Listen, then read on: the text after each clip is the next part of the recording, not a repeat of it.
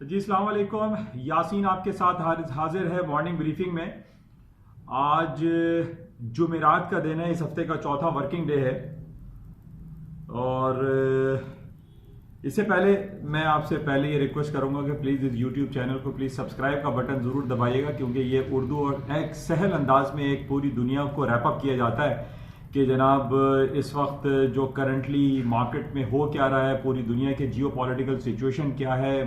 Market या जो सियासी खलफशार है पूरी दुनिया में इस वक्त, उसके बारे में थोड़ा सा चीदा चीदा बातें आपके साथ हो जाती हैं। तो इस यूट्यूब चैनल को प्लीज़ सब्सक्राइब का बटन ज़रूर दबाइएगा। अगर आपको अच्छा लगता है इसको शेयर भी करें, लाइक भी करें, तो ये मेरी आपसे रिक्वेस्ट है।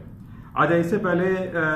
जो इंटरनेशनल मार्केट के हालात और वाक़यात चल रहे हैं, उससे पहले हम ज़रा पाकिस्तान स्टॉक एक्सचेंज के बारे में बात कर लेते हैं। आज हम ये देख रहे हैं अक्रॉस दी बोर्ड पूरी दुनिया की मार्केटें प्लस हैं, और इसके साथ साथ जो पाकिस्तान स्टॉक एक्सचेंज है KC 100 इंडेक्स, वो भी 700-800 पॉइंट प्लस में है। और उसके प्लस होने की जो वजूहात हैं वो हमारे सामने है कि जनाब ईरान और अमेरिका के दरमियान जो तल्ख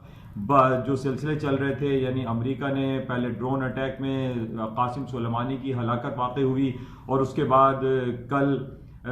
जो है वो ईरान ने अटैक किया बगदाद में अमरीकी अड्डों पर। तो ये दोनों टिट फॉर टैट चलता रहा। लेकिन कल रात को जो तकरीर आई जनाब डोनाल्ड ट्रंप साहब की, उसकी वजह से न सिर्फ पाकिस्तान स्टॉक एक्सचेंज बल्कि पूरी दुनिया की स्टॉक मार्केटों में एक तेज़ी का रुझान वापस आ गया। और आज जो PSX इंडेक्स है इस वक्त तकरीबन 700-800 पॉइंट प्लस में है। और हालांकि दूसरी तरफ हमारे पास थोड़ी सी एक नेगेटिव खबर आई है। कल वर्ल्ड बैंक की एक रिपोर्ट जारी हुई है जिसमें पाकिस्तान की उन्होंने इकोनॉमिक ग्रोथ को डाउनग्रेड किया है, यानी 2.7 से 2.4 पे उन्होंने डाउनग्रेड किया है। ये रिवाइज्ड है, रिवीजन हुआ है वर्ल्ड बैंक की तरफ से। लेकिन वो दूसरी तरफ ये भी वर्ल्ड बैंक पाकिस्तान के बारे में ये कह रहा है कि आइंदा 1 से 2 साल में पाकिस्तान की ग्रोथ रेट 3% से 3.9% तक हो जाएगी। ये एक पॉजिटिव खबर है। हालांकि जो रिवीजन है वो 2.7 से 2.4 है, वो इतना ज्यादा नेगेटिव हम नहीं गिरदान सकते। लेकिन जो आज जो हालात व वाकयात चल रहे हैं पूरी दुनिया में, खासतौर पे ईरान और अमेरिका के माबैन जो एक सिलसिला शुरू हुआ, और बल्कि अभी भी हम ये नहीं कह सकते कि वो जो एक तलखियां हैं और जो एक जंगी कैफियत है वो उसको बिल्कुल हम नेगेट नहीं कर सकते, उसको ख़त्म नहीं कर सकते, बल्कि वो अभी भी एग्जिस्ट करती हैं। लेकिन कल ट्रंप साहब की जो तकरीर हुई, उन्होंने ईरान के ऊपर बहुत ज़्यादा सैंक्शंस लगा दिए और उन्होंने इकोनॉमिकली उसको कोलैप्स करने की कोशिश की है। जैसे कि मैंने आपसे पहले भी ये कहा था कि आजकल दुनिया में जो इकोनॉमिक वॉर है, जो इकोनॉमिक सिलसिले हैं, उसकी इंपॉर्टेंस ज्यादा है रादर दैन के बुलेट्स एंड बॉम्ब्स की जंग की जाए। बुलेट्स एंड बॉम्ब्स से कहीं ज्यादा इकोनॉमिकली किसी को कोलैप्स कर दिया जाए, मार दिया जाए, उसकी इकोनॉमिक कंडीशन को डाउनग्रेड कर दिया जाए, पूरी दुनिया से उसके ताल्लुकात को खत्म कर दिया जाए, ये उसके लिए सबसे बड़ी मार होती है। और यही हम देख रहे हैं कि वो बुलेट्स एंड बॉम्ब्स की वॉर कम दिखाई दे रही है, जबकि हम ये देख रहे हैं कि अमेरिका की तरफ से लगाए जाने वाले ईरान के ऊपर नए सैंक्शंस, बिलियंस ऑफ डॉलर के सैंक्शन, और उसको एक आइसोलेशन का शिकार होता हुआ हमें ईरान दिखाई दे रहा है, जिसमें अमेरिका और जाहिर है अमेरिका के साथ जितने भी इत्तेहादी फोर्सेस हैं, खासतौर पर हम नेटो की बात करते हैं, नेटो में जो अमेरिका, कनाडा और यूरोप की जितने भी कंट्रीज हैं वो नेटो में कंसिडर किए जाते हैं। और अमेरिका की तरफ से बहुत ज्यादा अब प्रेशर नेटो कंट्रीज यानी यूरोपियन यूनियन कंट्रीज पर होगा कि वो ईरान से ताल्लुकात में कमी लेकर आए, उनकी माशी हालात को अबतर कर दें, ताकि उनके अंदर इतनी कैपेबिलिटी, इतनी सलाहियत ना हो कि वो न्यूक्लियर एनरिचमेंट के हवाले से कोई काम कर सकें, और उनकी आवाम को भी इतना ज्यादा डाउनग्रेड कर दिया जाए, माशी तौर पे इतना तबाह हाल कर दिया जाए, ताकि वो अपना सर ना उठा सकें, वो जो न्यूक्लियर एनरिचमेंट की बात कर रहे हैं वो ना कर सकें। और जो पूरी दुनिया में जो तेल की सप्लाई ईरान करता है, जिसको जैसे हम जानते हैं कि ईरान तकरीबन पूरी दुनिया में दूसरे तीसरे नंबर पे ऑयल एक्सपोर्ट में आता है, उसकी एक्सपोर्ट को भी डिक्लाइन कर दिया जाएगा और फाइनेंशियली उसको कोलैप्स करने की कोशिश की जाएगी। इस पॉइंट को लेकर हम ये देख रहे हैं कि पूरी दुनिया की स्टॉक मार्केटें आज,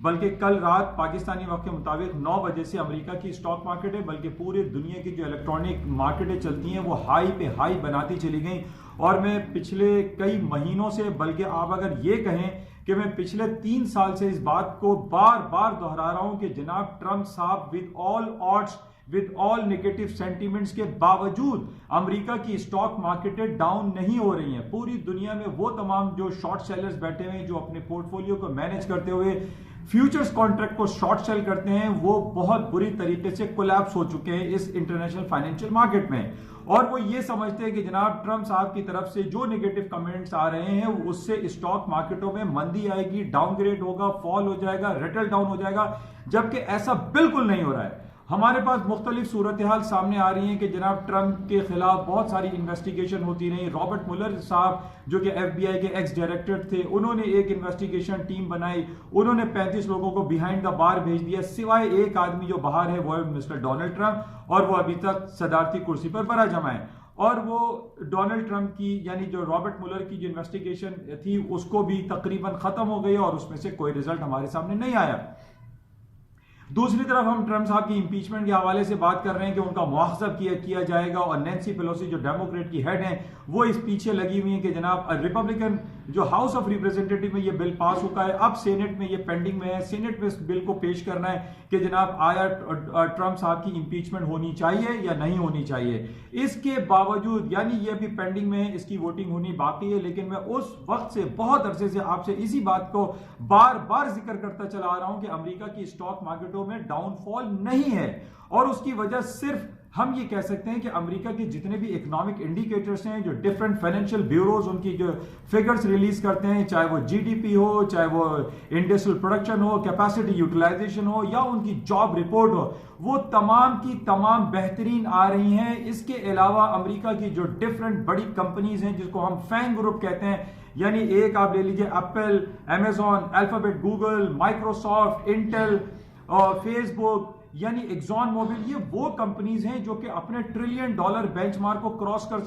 चुकी हैं या $1 ट्रिलियन की रेस में लगी हुई हैं। अब इन तमाम फाइनेंशियल कंपनीज या इनकी फाइनेंशियल रिपोर्ट्स या इनकी बैंकिंग फाइनेंशियल सिस्टम या इनका बैंकिंग जो एक ट्रांजैक्शंस है या स्टेटमेंट्स हैं, वो अगर हम चेक करते हैं तो वो तो टू गुड है, वो बेहतरीन है, वहां पे कहीं कोई खराबी दिखाई नहीं दे रही है। तो हाउ कैन आई से कि अमेरिका की स्टॉक मार्केटों में डाउनफॉल हो जाएगा। और सिर्फ इस बात पे ये कहना कि जनाब अमेरिका ने ईरान पे अटैक किया या ईरान ने इन रिटेलिएशन बगदाद के फौजी अड्डों पर अटैक किया और इससे जो है पूरी दुनिया की स्टॉक मार्केट रेटल डाउन हो जाएंगी, ऐसा बिल्कुल नहीं है। क्योंकि इसको मैंने 2 दिन से आपसे यही बात जिक्र कर रहा हूं कि जनाब ये दोनों ममालिक ने जो अटैक किया है, it was not a war, ये कोई डिक्लेयर्ड वॉर नहीं हुई है। इसमें सिर्फ और सिर्फ हम ये देख रहे हैं कि दोनों ने एक दूसरे के ऊपर एक सिंगल अटैक किया है, और उस अटैक को हम ये नहीं कह सकते कि इन दोनों के दरमियान कोई जंग छिड़ गई है। और यही वजह है कि कल जब डोनाल्ड ट्रंप की ये तकरीर आई और पूरी दुनिया में एक कॉन्फिडेंस की लहर दौड़ी कि जनाब अब जंगी कैफियत नहीं तारी होगी और पूरी दुनिया में जो है अमन और शांति कायम रहेगी,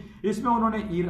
चाइना को भी कॉल किया और जनाब रशिया को भी कहा कि जनाब इस जंगी कैफियत से दूर रहा जाए और इसमें जो है मजीद इजाफा नहीं होना चाहिए। ये तमाम बातें पूरी दुनिया की स्टॉक मार्केटों में एक नया पोटेंशियल इंजेक्ट कर दिया, और आज हम ये देख रहे हैं न सिर्फ Asian market, Pakistan, India, Sensex, Bombay Sensex, और बल्कि अक्रॉस द बोर्ड पूरी दुनिया की और यूरोप और अमेरिका की स्टॉक इंडिसेस अपनी हाई पे हाई बनाती चली जा रही हैं, अपने हिस्ट्री हाई बना रहे हैं। और अमेरिका की खास तौर पे जो स्ट्रीमलाइन इंडेक्स हैं, S&P, डाउ जोन्स, नैस्डैक, वो अपनी तारीख की नई बुलंदियों को छू रहे हैं।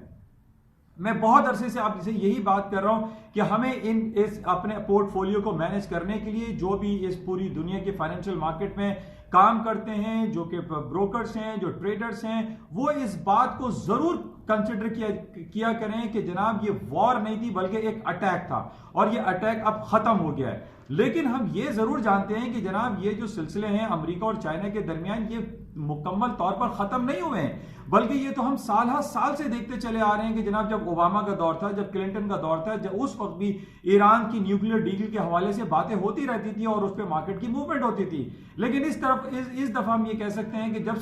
कासिम सुलेमानी की हलाकत वाकई हुई तो उसमें गम और गुस्से की लहर दौड़ गई, खास तौर पे ईरान और इराक में, और इसकी वजह से मार्केट काफी डाउन भी हुई। लेकिन जब मार्केटें गिरी, मार्केटों में डाउनफॉल आया, या गोल्ड की मार्केटें 1610 या 1612 का हाई कर गई, उस वक्त भी मैंने आपसे ये कहा कि ये टेम्पररी है, स्टॉक मार्केट रिकवर हो जाएंगी, सोने की मार्केटें नीचे आ जाएंगी, इसमें इतना पोटेंशियल एग्जिस्ट नहीं करता कि गोल्ड जो है वो $1700 और $1800 हो जाएगा। इट विल नो वे। अच्छा, दूसरी तरफ हम एक पॉइंट में आपको बताता चलूं कि जो एक प्रीशियस मेटल है पैलेडियम, उसकी कीमतों में हम खातिर खा इजाफा देख रहे हैं। वो $2150 का कल मार्केट ने हाई कर दिया था। इसके हाई होने की वजह जंग नहीं बल्कि वो ऑटोमोबाइल सेक्टर है जिसमें अब उस पैलेडियम धात की जरूरत आन पड़ी है, जिसमें ये कहा जाता है कि अगर वो पैलेडियम को यूज करेंगे तो उनकी जो गैस इमिशन है, जो कि जहरी और मोहलिक जो गैस इमिट होती है गाड़ियों से, खासतौर पे वॉक्सवैगन के ऊपर इन्होंने पैनलाइज उसको किया था। अब जितनी भी ऑटोमोबाइल सेक्टर है वो पैलेडियम को यूज कर रही हैं सिर्फ इस वजह से कि जनाब उसमें एक जहरीली गैस जो गाड़ियों से खारिज होती है वो इंसानी सेहत के लिए मुज़िर है, इसलिए पैलेडियम की कीमतों में खातिरखा इजाफा देखने में आ रहा है। इसको हम ये नहीं कह सकते कि जनाब जंगी कैफियत की वजह से पैलेडियम में तेजी आई है। तेजी आई थी, गोल्ड की मार्केट में आए, सिल्वर की मार्केट में आई, लेकिन आज हम ये देख रहे हैं कि गोल्ड एंड सिल्वर डाउन हो रहे हैं, फॉल हो रहे हैं, क्योंकि जंगी जो एक माहौल बना हुआ था उस माहौल को हम खत्म होता हुआ दिखाई दे रहा है, जिसकी वजह से आज मार्केटें डाउन हो रही हैं और दूसरी तरफ स्टॉक मार्केटों में बहुत ज्यादा तेजी दिखाई दे रही है and all time history high मार्केटें बनाती चली जा रही हैं। अच्छा, इसके साथ ही मैंने आपसे पहले भी ये कहा था कि जब अमेरिका की स्टॉक मार्केटों में तेजी आती है तो इसके साथ साथ हम ये जरूर जानते हैं कि अमेरिका की जो करेंसी है, जो डॉलर है, उसमें भी एक कॉन्फिडेंस बहाल होता हुआ दिखाई दे रहा है। और आज हम ये देख रहे हैं कि against British pound, euro, Swiss franc, Japanese yen versus US dollar अपनी काफी कई महीनों के हाईएस्ट लेवल पे खड़ा हुआ है। और हम ये देख रहे हैं कि मार्केटें हायर साइड पे जा रही हैं, क्योंकि अमेरिका की स्टॉक मार्केट के साथ साथ डॉलर का जो कॉन्फिडेंस है अक्रॉस द बोर्ड पूरी दुनिया में वो बहाल हुआ है, बेहतर हुआ है और डॉलर इंडेक्स हाई पे हाई बनाता जा रहा है। अच्छा, दूसरी तरफ हमारे पास डॉलर इंडेक्स से ऊपर जाने की वजह हम ये भी कह सकते हैं कि अब ये जिससे जनवरी का महीना चल रहा है और इसमें सबसे इंपॉर्टेंट इवेंट हमारे पास ब्रेक्जिट के हवाले से चल रहा है कि जनाब 31 जनवरी को बर्तानिया से 46 ईयर्स ऑफ मैरिज के बाद उसको डिवोर्स हो जाएगी, बर्तानिया यूरोपियन यूनियन से अलहदा हो जाएगा और बहुत ज्यादा एक टेंस और प्रॉब्लमेटिक हालात दिखाई देते हैं, क्योंकि बहुत सारे ममालिक ने बर्तानिया को ये कह रखा है, खासतौर पे जापान ने, कि अगर बर्तानिया यूरोपियन यूनियन से अलहदा हो गया तो उसके तिजारती और उसके जो सिफारती ताल्लुकात है उसमें बहुत बड़ा डेंट पड़ेगा। और इसी वजह से हम देख रहे हैं कि स्टर्लिंग की मार्केट सस्टेन नहीं कर पा रही है और 1.34 या 1.35 से बाद मार्केटें डाउनफॉल हो जाती हैं और अभी इसमें नीचे जाने का पोटेंशियल एग्जिस्ट करता है, यानी इसके वर्सेस डॉलर स्ट्रांग होगा। इसी वजह से हम ये देख रहे हैं कि दुनिया की छठी और सातवीं एक मार्केट कहलाती है जिसको हम बर्तानिया कहते हैं। बर्तानिया अगर यूरोपियन यूनियन से अलहदा हो गया तो यूरोपियन यूनियन का शिराजा बिखरता हुआ दिखाई देता है। और हम ये देख रहे हैं बैक इन 99 में जब यूरो लॉन्च हुआ, यूरो करेंसी लॉन्च हुई, उसमें बर्तानिया शामिल नहीं था और आज भी शामिल नहीं है, और बल्कि आज वो यूरोपियन यूनियन से भी अलहदा होता हुआ हमें दिखाई दे रहा है। इस वजह से एक अनसर्टेन, एक गैर यकीनी सूरत हाल की वजह से बर्तानिया का ब्रिटिश पाउंड और यूरो जोन की यूरो करेंसी में इतना पोटेंशियल एग्जिस्ट नहीं करता। मार्केटें डाउनफॉल हो रही हैं क्योंकि अमेरिका की स्टॉक मार्केट के साथ साथ डॉलर का कॉन्फिडेंस पूरी दुनिया में बहाल हो रहा है। इस वजह से हम देख रहे हैं कि करेंसी मार्केटें डाउन है और डॉलर की मार्केटें अप हैं। बहरहाल हम मार्केट पे नजर रखते हैं और ये देखते हैं कि क्या डेवलपमेंट होती है अमेरिका और ईरान के दरमियान। क्या ईरान और भी कोई अटैक करने की सलाहियत रखता है या नहीं रखता है, और उसको इस बात का ख्याल रखना चाहिए कि अगर ईरान ने बगदाद पे या अमेरिका के ऊपर कोई अटैक करने की कोशिश की, और हम ये सब समझते हैं कि अमेरिका इस वक्त एक सुप्रीम, एक बिग पावर है, उसके पास बहुत सारे ऐसे मोहलिक हथियार मौजूद हैं जो वो किसी भी मुल्क पर अटैक कर सकता है। तो बहरहाल ईरान भी इस नेक्स्ट अटैक से पहले वो 100 बार सोचेगा कि इसको करना चाहिए या नहीं करना चाहिए, बट आई फील कि अब ऐसा नहीं होगा और ईरान कोई ऐसा कदम नहीं उठाएगा जिससे पूरी दुनिया की न सिर्फ स्टॉक मार्केट बल्कि एक माशी और सियासी और माशरती जिंदगी पे ज़रब लगे। तो हमारी ये दुआ है, ख्वाहिश भी है कि पूरी दुनिया जो है अमन और शांति के गहवारे में रहे, कहीं कोई जंगी सूरत हाल रोनमा या बर्पा ना हो, सिवाय हम जो हालात जो थोड़े से टेंस देख रहे हैं, खास तौर पे इंडिया में जो सिटीजनशिप अमेंडमेंट बिल के हवाले से डेली बेसिस पे वहां पर हंगामा आराई हो रही है, लोग मारे जा रहे हैं, प्रोटेस्ट हो रहा है, नेहरू जो यूनिवर्सिटी है वहां के तलबा पे बहुत ज्यादा ज्यादती की गई। इसके हवाले से हमारी ये सलाह है, दुआ है, ख्वाहिश है कि नरेंद्र मोदी साहब जनाब उसको सीरियसली देखें और हालात को बेहतर करने के लिए कुछ ऐसे हालात पैदा करें कि ये इश्तियाल अंगेजी के मामला खत्म हो जाएं। बहरहाल इसको हम वॉच में रखते हैं। आज इस हफ्ते का चौथा वर्किंग डे है, जुमेरात है। आज कुछ रिपोर्टें अमेरिका की आएंगी शाम 5:30 बजे। खासतौर पे जॉब की रिपोर्ट आती है जो कि वीकली जॉब रिपोर्ट होती है, उसको हम चेक करेंगे कि मार्केट में क्या उसके आउटकम होते हैं। लेकिन कल हमारे पास सबसे इंपॉर्टेंट रिपोर्ट रहेगी जो अमेरिका की सबसे बड़ी रिपोर्ट गिरदानी जाती है, that is known as a job report, जो कि unemployment rate and non farm payroll की रिपोर्ट है, जो कि कल बरोज जुमे को रिलीज होगी। इंशाल्लाह राब्ते में रहेंगे और देखते हैं आज सारा दिन मार्केटिंग किस लेवल पे चलती हैं और किन हालात व वाकयात पर मार्केट जो है वो मूव करती हैं। लेकिन फिलहाल जो हमारे पास जो रिपोर्ट है उसमें यही कहा जा रहा है कि अमेरिका और ईरान के दरमियान अब वो हालात रोनुमा नहीं होंगे जिसका बहुत ज्यादा लोग अंदेशा जाहिर कर रहे थे। इसी वजह से अमेरिका की स्टॉक मार्केट है हायर साइड पे, तारीख की नई बुलंदियों को छू रही है और सोने और चांदी की कीमतें नीचे की तरफ आ रही हैं। इंशाल्लाह राब्ते में रहेंगे। जाते हुए मैं दोबारा आपसे कहूंगा कि इस यूट्यूब चैनल को प्लीज सब्सक्राइब जरूर कीजिएगा। Thank you.